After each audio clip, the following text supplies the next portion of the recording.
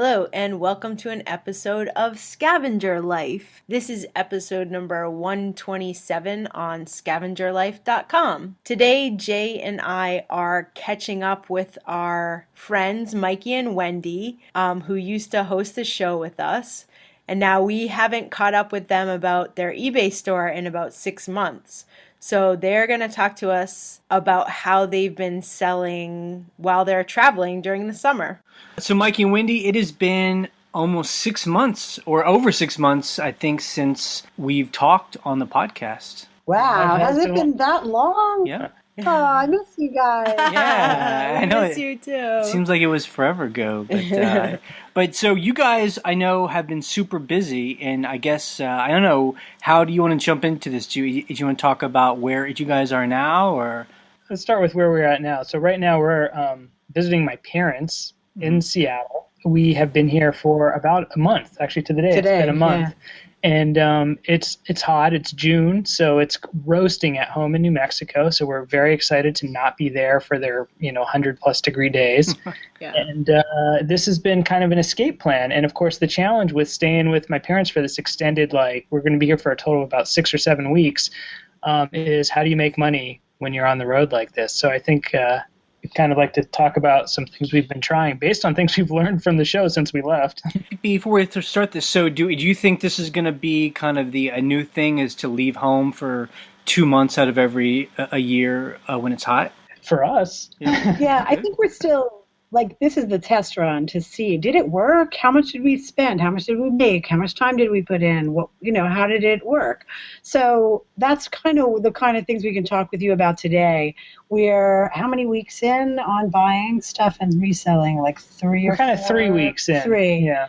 So we really have 3 weeks experience doing this. Yeah, so we have 3 weeks of data to report.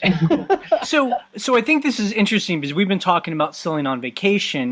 We're big proponents of keeping our regular store on, and we sell, and we just tell people they got to wait. People do wait, and that works. But you guys are doing something different. You actually opened up a new eBay user and are selling on that, right? Right. So we have a normal store we sell under at home, and we list everything, and we sell just like you sell, Jay, just the way you taught us, where we list everything and it sits up forever until someone buys it.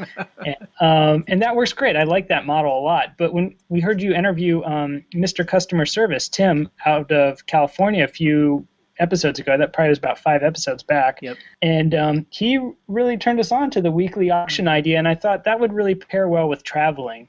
So we try to copy Tim's model of you list everything on 1 or 2 days over the weekend and do your shopping during those days as well. And then during the weekdays, you have a bunch of free time off. So we kind of changed his model a little bit to fit more of our travel schedule. Right. And it's the inverse of the typical work week, which has its upsides too. When everyone's at work, we're doing our playing. So we've listed about 150 items. We have a very low sell-through right now, only 10%. But what we're finding is we can easily make $500 a week just going to local yard sales and stuff and putting a few hours in each weekend day to shop and list.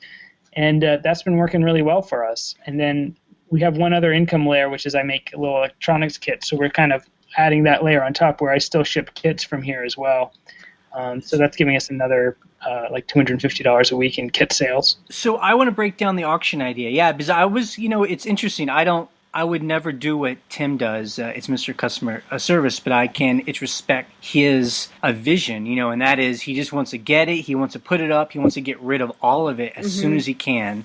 And, and that seems to work for him. So when you put auctions up, is it a 7-day auction? Yeah, we're using 7-day auctions. Okay. And we haven't been using Buy It Now, but just this week we started turning on Buy It Nows. I'm resisting it because let's remember his model was based, one of the ways it differs from the model that you and we had been using, is it's based on that Well, it's about patience, about a willing to just put it up and just be patient to wait for it to sell. Yeah, so there's this thing that I didn't know if it would prove to be true, which is that you and your buyer are going to just be online the same week, right. Like that was one of the things I really liked about your model, Jay, when we were doing it. It's like you and your buyer have forever and ever to meet.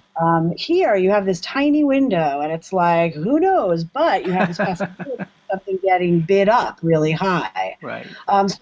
Where I was going before, and I lost my train of thought, was the buy it now option removes the possibility of something getting really bid up very high. Right. I mean, I suppose it can, but someone's going to snag it on the buy it now. And I liked having that open ceiling, like maybe this is worth more. So again, it's something we're exploring. Now about the auctions, I was going through the store. Well, it's not a store; it's just a user, and the things that you guys have sold. I noticed that you guys are getting good prices, but there's only one person has put a bid on. So are you starting things fairly high? Yeah, I think this was something Tim mentioned in passing on the show, but I actually listened to his episode a second time just to hear it. But he was saying he prices things right under what he knows they're going to sell for. Gotcha. Just to get people's attention, even just a few dollars below. And that made a lot of sense to me. That why start at 99 cents and have this high risk of something selling for a lot less than you want? And if you know it's a $150 item, price it at $140 and let people auction it up from there. But we've also been reducing the price. So if it doesn't sell the first week, when we relist it, we lower it about, would you say 20%? Yeah, I've been doing 20%. I mean, I think the other thing, the reason why we're so down on auctions is the thing of it would be great if there are bidding wars. Everyone loves those. But how often are you guys finding an item that people are fighting over? We haven't had one yet. No. It's really bid up. But, we have things that we don't really know the value of, and that's where the auction's interesting. Yep. And I'll give an example of something that hasn't sold yet, but I threw up yesterday is a set of Viewmaster reels. It's 200 Viewmaster reels, the kind you hold up the glasses to your eyes, and they have a trip to Disneyland and Switzerland in the 50s and all that. And I love those. so we got a solid Bakelite Viewmaster as part of it, and 200 reels. These things aren't crazy valuable, but that's probably going to be a $400 sale. Since I'm not quite sure, it's nice just to have that on auction and see if it runs. And not to buy it now. Yeah. This is really awesome for us to hear about because we do talk about our goal is to get into a lifestyle where we're gone about 2 or 3 months out of every a year. And, and we've always wondered, could we buy in a certain place and just sell the stuff that we buy? So, you guys right now are making about $500 a week doing this? Right, and we've just been getting started, and of course we're in Seattle, so the weather hasn't been ideal every weekend we've been here. So we've lost weekends of yard sailing due to weather. And we're getting to learn. We're learning neighborhoods, which I think would be an inherent thing in any new place you are. Right. By the time you figure out the great neighborhoods, you're probably leaving. Right. But for the most part, it's been easy, and I think the thing that really complements what you guys do now. You guys were just on vacation for 3 weeks. You left your store open. I'm sure you got a ton of stuff to ship over the next 24 hours. Yeah. Yep. We could do the same. We could have left our store open for 7 weeks. That seems a little long to me, but what we'll do is we'll turn our second store on before we come home 2 weeks in advance, and we'll have a double income from that. And I think that's kind of cool for shorter trips to have 2 stores. Right. Yep, that is a cool idea. Yeah, it's I like how you guys call it the paid vacation model, Yeah, it's pay as you go. Right. It's not without challenges. I mean, one of the funnier things about having tried this was, the first day we set out and we're like, okay, we got to store whatever we buy at these yard sales here at your mother's house. And, we have to buy things that are definitely going to sell and they have to be small and that, high value, right? So we go out with all these pledges. And the very first day, we buy a Rescue Annie CPR doll. That's those are big, right? It's as big as it gets. I don't think we've ever picked up. I mean, we could have got a chair. Yeah, and then we bought lamps. We bought the biggest things we've ever purchased ever. Right.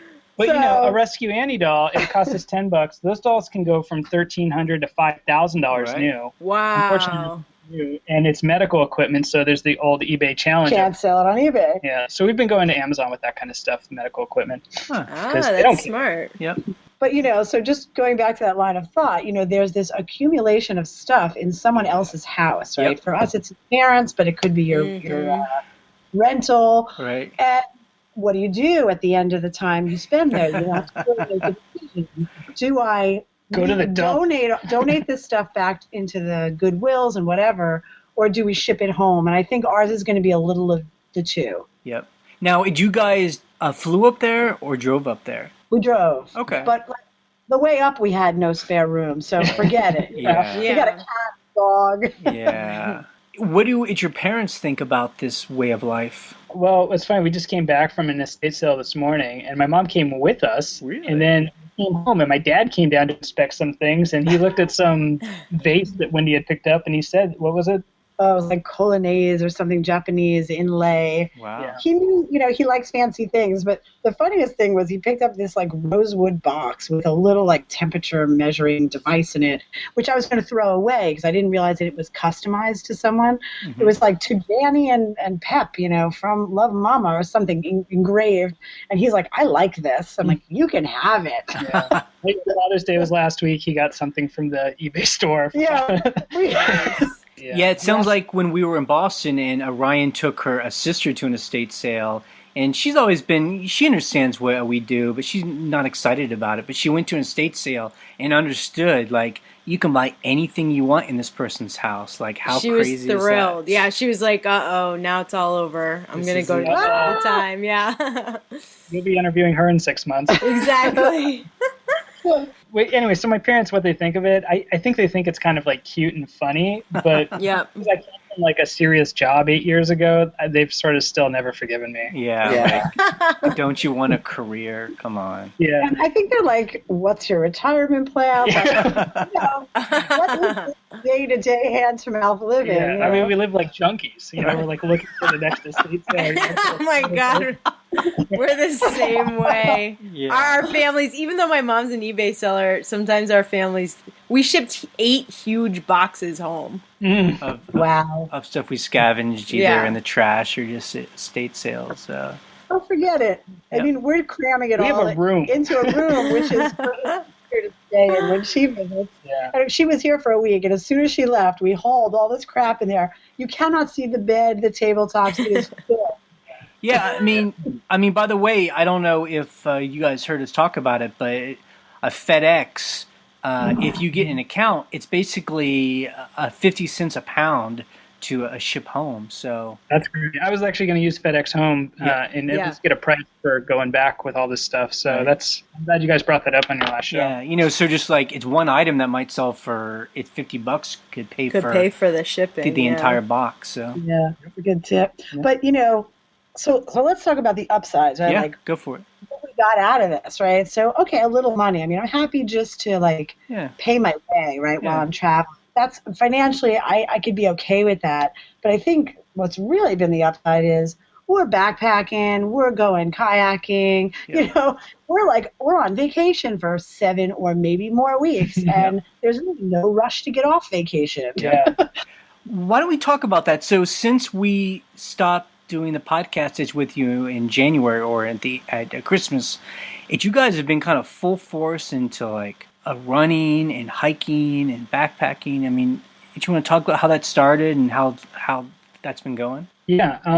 Well, what happened for us is last year, Wendy's book came out, The Good Life Lab, and that kind of told our story of homesteading in New Mexico and such.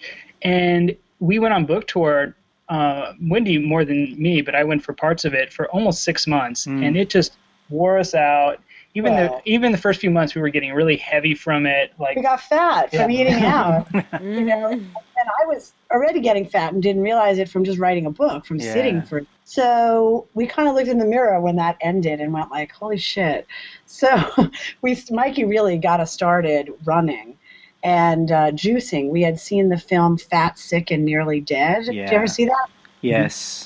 We were like, wow. So we started juicing and running, and we got hooked on both. And then backpacking came after that by the influence of some friends of ours. And since we had all this free time as eBay sellers.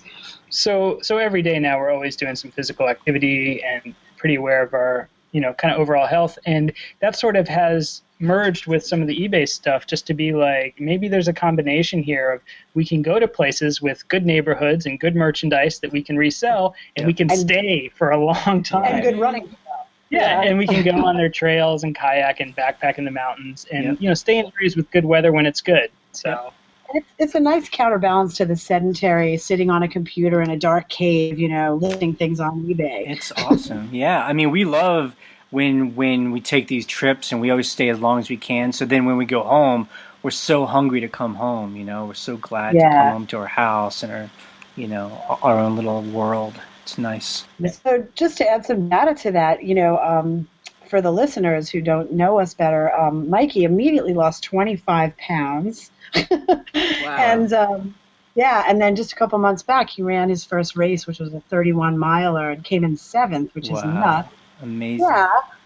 And I lost less weight, but I lost 2 clothing sizes. Wow. And I just got up to my first half marathon.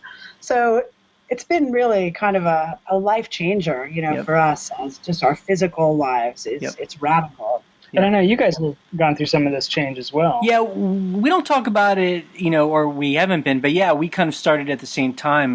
January. Not quite as hardcore, but we go to a gym close by, and we're, again, in a small town, so there aren't a lot of people there. So it's almost like we have a private gym with like a private trainer, the guy that runs the place, and we go, 4 times a week or so, and it's good. And yeah, we haven't really lost a lot of weight, but I think we had talked about this. We've gotten more strength, and I feel that the weight we had is going into, like muscle, better places, changing to muscle, That's great. And it's about energy. I mean, it's for us, like I sleep better at night, and I don't have as many like backaches as I used to. It's nice.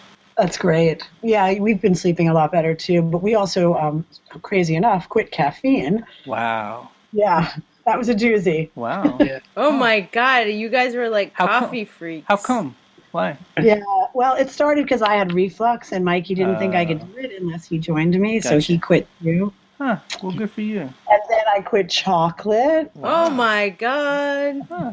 Yeah, and now actually Mikey's off all wheat and bread and dairy. I mean, there's like nothing left. Yeah, there's nothing for us to do all day. Just sit around and look at each other. Gotta go back. Yeah. Hey, you look a little slim. That's interesting. Yeah. So, are you enjoying your meals still? I mean, is it yummy? Yeah, Good. totally. It's challenging. It's challenging. Yeah. Yeah. Whatever. We accept it for now, and I think there's stuff that can let back in with more moderation. Right. But so one thing that has been really a challenge being out where we are is that Seattle has got a lot of cool stuff, but traffic here is so bad. It's really hard to move around, Right. and get to the good sales at the right time, and be able to go places without getting caught in just hours of traffic. So it's been great to be on that reverse schedule where we can have windows of the day that we know people won't be on the roads and can move around. And one thing we figured out, as we tried to learn neighborhoods and get away from the traffic patterns, we discovered there's this place called Gig Harbor, which is really just like you can ferry it over. No, do people ferry it? You take it's a bridge. You take a bridge, and there's a toll. And so not a lot of people go there on Saturday and Sunday to go to yard sales because there's a toll bridge. Mm. So you go there, while in all the other areas around that area, there's like tons of people at the yard sales. It's the usual competition. But if you go to Gig Harbor, which is super fancy, and we've actually renamed it Fancy Island, nobody is competing for yard sales. You walk up, and there's like amazing stuff, and a lady sitting by herself, and you're like, how's your day? And she's like, no one's been here. Wow. Yeah, so the trick was be willing to pay the $4 toll. Right. Now, are you guys still finding stuff for $1 and $2, or is it more money there? We're paying a little more up here. Yeah. For the better stuff, I mean, like, for example, we've sold 3 items that were in the kind of $200 range on eBay since we've been here. Right. And one was a weather station, like a home weather station with all sorts of... I saw that. Yeah. Yeah, and that we paid $35 for. I think it sold for like $170 or something. Wow. Right. Wendy picked up a China figurine made by Rosenthal, which is a very kind of high-end figurine thing, and that sold for about $220. And I think I paid $2. $2. Wow. And then I picked up a tube amp that I paid $5 for at a yard sale up in Bellingham, and I think that went for $200. Wow. Yeah. I mean, we've also been doing. I think we've just been getting better at it too, and willing to pay a little bit more. We're trying to really up our the price that we can charge for things, and actually, it's been working out. Where the percentage of items we sell for over 100 is slowly it's growing. You know, we get up to about 20 to 25% of our items each week, and that's just nicer that way, you know? Yeah. We heard you talking about that, and then also Tim, Mr. Customer Service, he said the same thing, and we were like, okay, let's go out this time, you know, up here in Washington, willing to spend more. Right. And we have been, and we did spend more, and I think this past weekend we spent more than we ever had. Yeah. So we're seeing how, you know, what that brings us. But we had a confusing yard sale that sort of dominated our weekend. We went back Saturday and Sunday, which was this couple that apparently must have died or moved into a nursing home or something, but they traveled and they were obviously older. And after a while, I figured out the MO. Like, at first you go in and you're like, wow, there's stuff from everywhere in the world. It looks really, like, cool and wow. And then you realize, like, oh, these guys had a budget, and I think they probably spent between $20 and $50 per item per country to take home something. So it all looks impressive, like, hey, that's Dutch, that's Hungarian, that's Yugoslavian. But then when you look it up, it's like, oh, there's their budget. It's all pretty cheap stuff, huh? Yeah, well, like medium. It's like 30 to 50. You know, it was that range of items we wanted to get out of.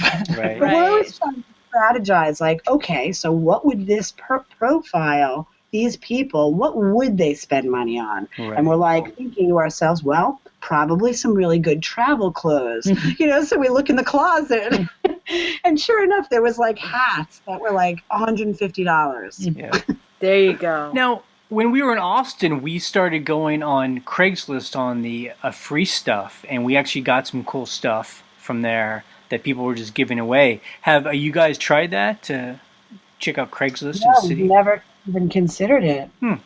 Doing Craigslist and getting the free stuff? Yeah, I mean, or even if you just, you know, I mean, we go to the free stuff first, and then if you just think of a category that might be interesting, people might be selling stuff just really cheap, you know, bike parts, that kind of thing. Now, was that difficult in Austin just to get to that person? Because that's such a big area. I mean, yeah, it was a drive, yeah. It was a bit of a thing, but, you know, we probably got $300 worth of stuff for free, and it took us, you know, an hour back and forth. So what are you saying to them when they give you stuff? Do you need to say, like, nope, I'm using it for myself, you know? I don't think the woman we went to didn't ask. Yeah, I mean, she was just like cleaning out her stuff, and I guess instead of, you know, taking it to a Goodwill, she just wanted people to come and pick it up. So they don't care. They don't care. Yeah, they just wanted to get rid of it. Yeah. I never thought of it, but that's an interesting idea. I mean, you know, but it sounds like, you know, you guys are finding plenty of stuff. It's just, I guess, if you want to keep an eye out for another way to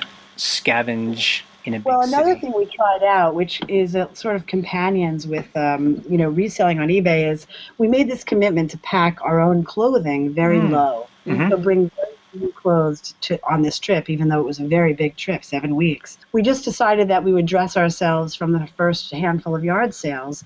And sure enough, like, we get up here, and everyone's really athletic around here. So in the first week, I, like, built an entire wardrobe. I got 4 new pairs of shoes. Like, so that worked out really well. Mikey, you mentioned that you're starting to sell things on Amazon. Now, you know, how does that work when you're trying to sell older items on Amazon? Is it just the same as eBay? Yeah, Amazon's pretty cool. You just mark it as used, and you can upload photos and add a description. So it's very similar. It tends to be much faster because there's not much to fill out. Right. But the thing I would add about the Amazon stuff is we really just use it for medical, because Amazon does not have a strict policy against certain medical devices. Yep. I just had read a Boing Boing article last week about how people were selling prescription stuff on Amazon, even though they shouldn't be, just because Amazon isn't enforcing anything right now. So that's worked. And we actually did put a couple books up today on Amazon as well, just because it goes in so fast, even though sometimes you do better on eBay. Yeah. You know, speaking of the medical equipment, we ran into one yard sale that we picked up a little ultrasound at, and then this other device that was called PicoPulse. We didn't know what it was, right? But it was cool, and it was like this weird little thing, and we couldn't figure out what it was. We couldn't find it online, and it must have been like obsolete. So we found this interesting category on eBay, which was like weird things. Yes, that's a great category. I had never seen it before. Have you used it? I've never used it, but I've seen stuff like you said, like on Boing Boing, where they're like, look at this weird thing on eBay, and that's the category. Yeah. Well, I sold the Pico Pulse. Huh. What was it? Did you ever find out? I never did. We thought it was like a pulse generator, but we're not sure for what. Maybe for bone repair. Yeah, I think it's ultrasound for bone repair and muscle spasm. It's like athletes usually use it when they have an injury. Are you guys just skipping over thrift stores entirely just because it's an urban area and shit's too expensive? No. We've gone to a few. What we found for thrift stores up here is even though they typically have that kind of $4 to $10 price tag on everything, if we're in the right neighborhood, it's well worth it to pay that much for the items. So when we were in Bellevue, which is surrounded by employees of Microsoft and AT&T Wireless and kind of higher-end tech stuff over there, and a very affluent area, we went there and there were like 300 people at the Goodwill shopping. Wow. It was hard to find a name brand. You'd be flipping through and everything is, really high end. Wow. It was easy to find like cashmere sweaters, Yeah, wow. And they still had the same as other Goodwills, $4 to $10 was typical price tag. Now, I think we had mentioned it when you guys were still doing the podcast. It's with us. We had mentioned a little bit. You were starting to get your kit business is going, where you make electronic kits. Now that's up and running now. And what is that process like? Doing that, it's business. I mean, is it like eBay kind of? Yeah. So the kit business. Right now, I'm just shipping one kit, and by the end of the year, I'll probably be shipping 3 different models of kits. But right now, I'm shipping a battery recovery unit, and what I do is I sell it in parts to people. Mm-hmm. So for $70, they can buy a circuit board and a bunch of parts and follow instructions on my webpage. And they just pay through PayPal. They find me usually through YouTube. I have a bunch of how-to videos to show how to recover batteries. That part is pretty easy. And then some people want it assembled, so I'll do an assembled option. Usually I assemble it, although I have worked with other people where they assemble it for me, and then I can ship it to the customer. But in general, we sell basically a kit a day, a little less than that right now. So, but it's about $50 I make per kit. So it's a real nice kind of income stream, and it doesn't take me a lot of time to pack and ship them up to customers. So that has been shipping since March. So we have about 3 months of shipping this kit. And I've done previous kits before that have done really well for us because I put design time into making it, but once it's ready to go, I can just kind of order the parts in bulk and ship them to customers. Now, is that something where you can make up a bunch of kits and then who ships them? Well, right now I'm shipping them, and if they want a build option, it's usually me that builds them. Gotcha. And you're building them on the road. Yeah, and I'm doing it on the road, so I brought like 40 kits down with me for the trip. Cool. So it works pretty well. As I develop more kits, there becomes a problem of all the development time going into future kits while trying to keep up on orders from previous ones. So I have to start outsourcing some of this. Right. Yeah. I mean, I think I've told you. I think that sounds very exciting because it's like a real business. It's not like you're just scavenging stuff. You're actually building something from the ground up. That's how people build little small companies. Yeah, it's fun this way, and it balances well with eBay. It supplements our income, and it also. If it's a slow eBay day or week, it's nice to have something else that's a little more steady. It kind of leads us to a familiar path for us, which is it's great to have a good idea and see it start to work, but we both don't want to work for anyone else, and we also don't want anyone working for us. That's kind of our model. Yep. And when that's your model, it gets a little tricky when there's that prompt to scale up and advance. We have like an allergic reaction, right. And that in a way is self-limiting in terms of income and becoming a big success, so to speak. Yeah. Well, yeah. I think that's an important part of everything we started talking about when all of us started the podcast. It was like it's important for us to know what we're trying to accomplish, each of us, and. If we also don't want, like, our idea of success is more just we just want to own our time. It's not so much that we need $1 million. We just need enough to own our time. So work just enough to be able to do that. So I guess you guys maybe are like us and don't have the standard retirement plan. That's absolutely. Yeah, when someone says, "What's your retirement plan?" I'm like, "The house we're fixing up. That's our retirement plan." Yeah, You're a step ahead of us. Yeah. I think our goal is, and I don't I'm not sure if we talked about this. Our goal is to try and pay off all of our debt in the next 5 years. And that means like paying off our mortgage, just be at a zero, which I think for a lot of Americans is very rare. Yeah, sure. So that's kind of what we're working towards right now. It's a good goal. Yeah. Good luck. Yeah. Yeah, good luck. Yeah. I think we can do it. I mean, it's just, We're going to try. Yeah. All we need is that one eBay item. Right, exactly. That famous painting. Yeah. Well, it's nice if you can pay off your debt in various cool cities that you're interested in and doing activities that you want to do in them. Because I know you guys love to travel. It's like I think that you guys would be good candidates for the not constantly traveling, but traveling more frequently and not worrying so much about shipping to customers through your other store or having to take paid work in Austin. I know you guys, that wore you out a little bit, that last gig. Yeah. We're eyeballing a biking trip to France and wondering if we could do a really micro eBay business while on that trip. We buy like only jewelry and scarves. Right. Yep. I've thought about that with Amsterdam too, is just to buy certain types of like European jewelry and ship it from Amsterdam, like figure out like a flat rate FedEx box or something that could get shipped internationally. Just something that would, have tracking and insurance from Europe. Yeah, well, I'm sure neither you guys or us are done trying to figure out how to make this system work even better. Yeah. I came up with one more tip on traveling that I don't know if you guys have tried this, but when we were traveling up here, we did it in a single night from New Mexico to Washington. And we just camped that night at just, whatever campground was around. We just pulled off the road and kind of picked one campsite. And it was really pretty easy because we had a cat and a dog with us. And it was actually a really sort of easy experience. Whereas you check into a hotel and it's like a whole difficulty thing. Like, what, you got a cat with you?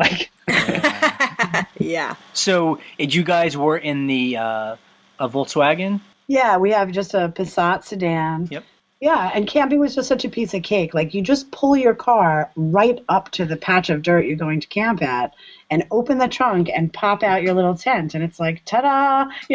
There's no, deal with the lady at the checkout counter, schlep all your stuff in from the trunk into the room and back again. And then, the cat litter, for us anyway. It was just so incredible. Yeah, it makes us think about when we moved from New York to San Francisco, and we had a cat, and then when we moved from New York to where we are now in Virginia, San Francisco back to the East Coast, we had two cats in the car for a week. That's always fun to travel with cats. So anyway, our tip is try camping. Yeah. That's a cool idea. That's a great idea. We actually, just like a funny image, we get out of the car at the campsite and the pets have been in the car for 16 hours. They need to get out. And I would take the cat who's wearing his little harness with his bungee leash, and he's now leashed to his cat box, but the door is open so he can leave. And I take the biggest rock I could find and I I put it in the cat box so he's stuck to it. Oh, and it's so funny. It's a funny scene. But we did a yard sale weekend where we went up to Bellingham recently, which is right on the northern part of Washington where it meets Canada. Where it's out of the way from where we're staying. It's almost a 2.5 hour drive up there. So we're like, let's just stay Thursday night, go out and hit the yard sales Friday morning, and we can come home either Friday night or Saturday night. And that worked pretty well for us. That if you're in a location where you have all your stuff and you're running your remote eBay store and want to kind of be satellite and go to some other cities that have some wealth, that was kind of a good model for us to just camp, closer to a wealthy city and then go in the morning and hit their yard sales. All of us have been doing this for a while now. And, when we were just in Austin, we just really fell in love with scavenging all over again because we're kind of in a new city. Well, it's not new. I'm kind of from that area, but it's new for Orion. And we, scavenging got us out into all these neighborhoods we would have never gone to. Are you guys still have that excitement of scavenging, or is it petering away? I think like you, we got it back going to Washington. It was just kind of weird and wild and fun and not what we were used to. Like Mikey has a panoramic shot that he took from inside someone's kitchen, and it was basically a hoarder who let everyone into the house. Wow. And I mean, it was disgusting, It was and gross. I wanted to scrub myself. But it was just like, it was so cool that moment just happened, you know? Yeah. So yeah, I'm definitely having that same experience. I think that was your positive experience. I was worried he was going to lock us in the basement or something. Oh, God. But all the other stuff. That's why she opened the door to everyone. Yeah. I mean, just like, I guess for us up here, the wow was like, look at all this athletic clothing, you know, like great, like the North Face and just great stuff, you know, that we don't have in New Mexico. So it was like, I just bought a wardrobe for $20, you know? Yeah, I found that to be true in Austin, too. Like, something that we always do in Austin and what we did in Boston and New York is just see the fashions that people are wearing, like what's cool for like college-age kids. In Austin, I saw so many young people just wearing athletic gear. You know, athletic, like running clothes, running shorts, but I don't think they were like coming from a jog, you know, they were just like wearing that, you know, it was like fashionable. Yeah. You're like so good, Ryan, at seeing trend on the street and like remembering it and then, you know, buying it when you see it.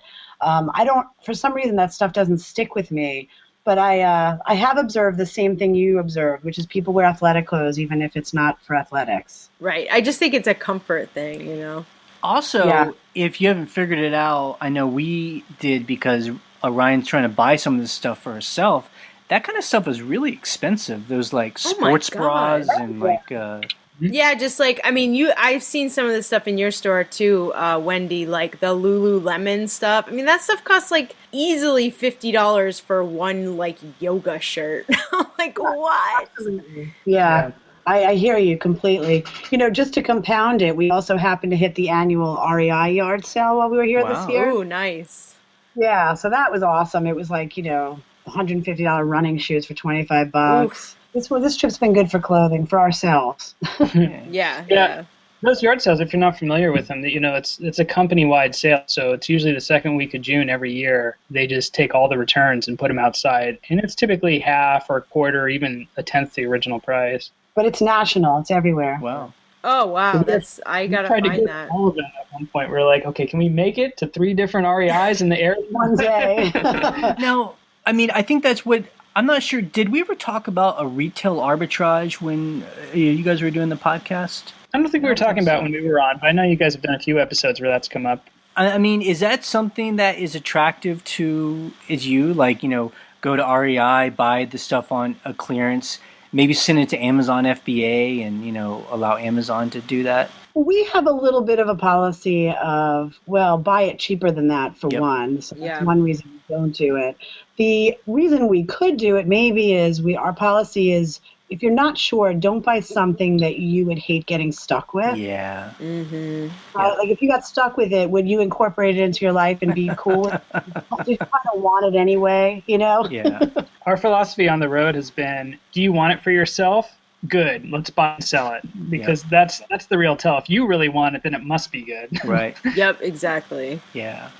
I think those are the exact reasons that we've said about why a retail arbitrage isn't interesting to us. Just, I can't think of anything more boring than going to like some outlet store and just buying cereal, scooping up, or going and buying like 18 pairs of like, you know, pants or something for $15 and then sell them for $60. I don't know. It just doesn't sound very exciting. I like the part of scavenging that gets me in people's homes and has me like having weird experiences. Yeah.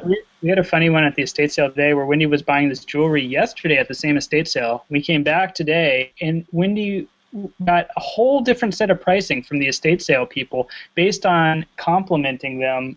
Yeah. Well, there was this one woman who I was talking to yesterday, and she was complimenting me, like that I looked good, you know, and it's all the running. And today when I went back, I said, you know, I want to tell you that we noticed that you look good. Oh my God, that's so cute. Yeah, well, she was in her like 60s, so she really blushed and she really just like couldn't believe it. And I said, well, I just want to make sure you know, because compliments don't get shared enough. And she immediately dropped the price of the jewelry I was looking at by half. Oh man. I guess the takeaway is to hit on the people at the estate sale. Right, basically. So are you guys doing that at estate sales? It's going a multiple days? We don't usually, but up here we are running into 2 estate sale management companies that run estate sales for people, and they have the same policy, which is when you come back on Sunday, the prices are about half. Right. Yeah. So that's where you take all the good stuff on Saturday and hide it all in the bathroom closet. Yes. And hope no one finds it, or bring your own padlock.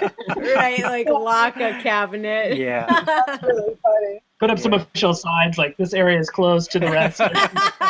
Yes. Yep. But this estate sale, the reason we came back Sunday and left a lot of stuff was it was those people where everything looked good, but we can almost tell that they had a budget and maybe it wasn't as good as we thought. So we wanted that nighttime to come home, look a few things that we bought up and verify that suspicion, Yep. And it was true. Yeah, we did that in Boston, too. There was an estate sale that I went to with my sister, and then the next day I brought Jay and my mom, and I had done a little bit of research, like, okay, is this totally the craziest price ever, or is this something that's good? And some of the stuff I wanted was still there, so. Yeah, in my case, too, some of the things I left were still waiting for me. Yeah. Yeah, I feel if we ever hit a sale that was really awesome, on your way out, you just start picking up the signs. The arrows pointing you to the address. Yeah.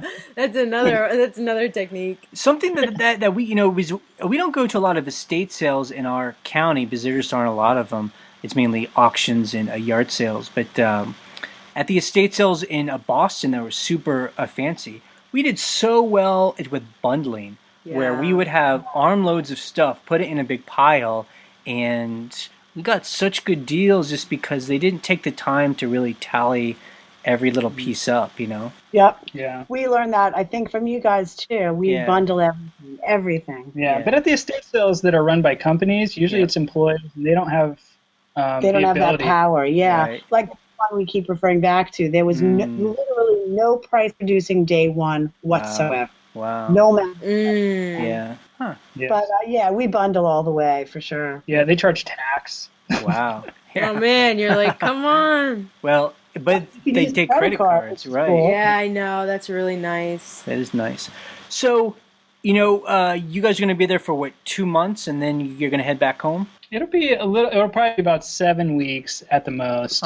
We're just waiting for it to cool down a little bit at home. It usually starts raining in July. Mm-hmm. And then, we're thinking of getting resettled and then leaving again and doing another buying trip through Colorado. Yep. And then another thing that we've been exploring in conversation is maybe putting a little time and investment into going to the older cities in America for fun, for buying trips. Jesus Christ, Wendy, that's what we were thinking too. We were talking. we were in Austin. So you want to meet in Savannah? Jesus Yeah. Christ. Oh no, we were in Austin and we were just like we were staying in an Airbnb and we were on Craigslist getting free stuff and going to estate sales and we were like, this is so much fun. It's like we're on vacation, but we're working, and we were like, we could just do this every couple months, take a little vacation that we can expense, Yeah. and go for a couple weeks, a week or two or whatever. And go and explore parts of America that we really probably wouldn't have ever gone to, So, no joke, we have to make sure we're not in the same city because we have each other.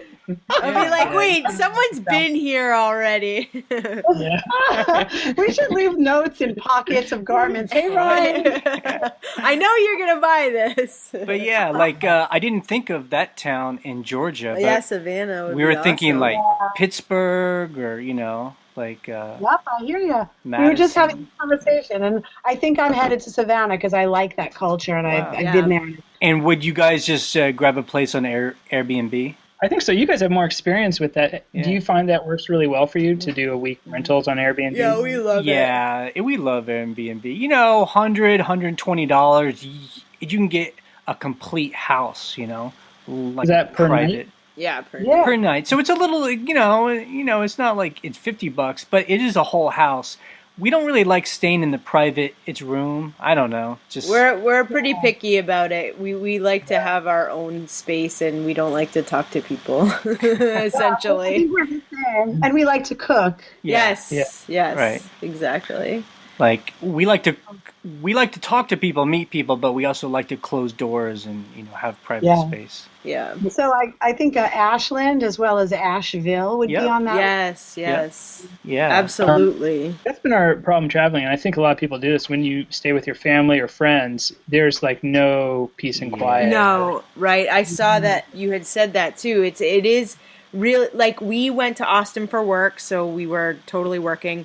Then we went to Boston, and that's my family. And then we went to New York, and I have family there too. It was like nonstop. Like, I did not work at all except for buying. It was like constantly visiting with people. Yeah, there's an obligation when you're with people like that. So I think the Airbnb thing is really appealing because for the $700 to $1,000 you might spend a week, I think you'll easily pay for it with the concentration. Right. Yeah. The work time. I think the thing that wears me down the most, and it's, people can't help it and they don't know that it's tiring, but is to come home with a bounty and have someone in the household be like, what's this? What's that? Yeah. It's like, like already I have enough time spent finding it, listing it, photographing it, like enough of this object. I don't really want to sell it to you now. Yeah, exactly. Yeah. And so anything else going on for the rest of the year, though, or are you just going to go home and buckle down? Well, we'll see what the weather's like. We tend to have hot summers and then cooler summers. So if for some reason this is turning into a hot summer, we will be on the road very quickly. An Airbnb in a cooler climate. Probably northern Colorado, like Fort Collins.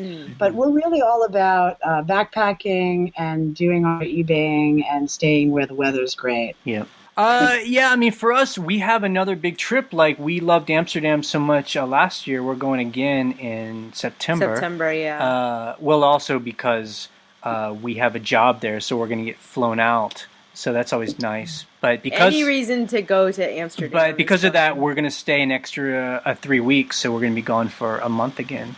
Sweet. Well, you should be hitting their best weather. We have a little travel coming up this year. I got some gigs from the book, so I'll be leading a retreat in Bali for a week. Huh. And from there, that's a great gig because I get paid plus all my expenses. Yeah. Mikey will come. Oh, yes. Yeah. And then we're going to tag New Zealand onto that. Oh, man, you guys. That's awesome. And then I got some other teaching gigs, less exotic, like in New York. But, that's a new rhythm for me. Yeah. That's great. Yeah. We still like to get our regular jobs as long as we can pick and choose and pick the ones we want and work for the people we like to work with. Because, they pay for all the expenses to get there, so then everything else is pretty cheap. Yeah, I hear you. Well, it sounds good. It sounds like we're both in parallel ways, kind of discovering the good life. Yeah. All right, guys.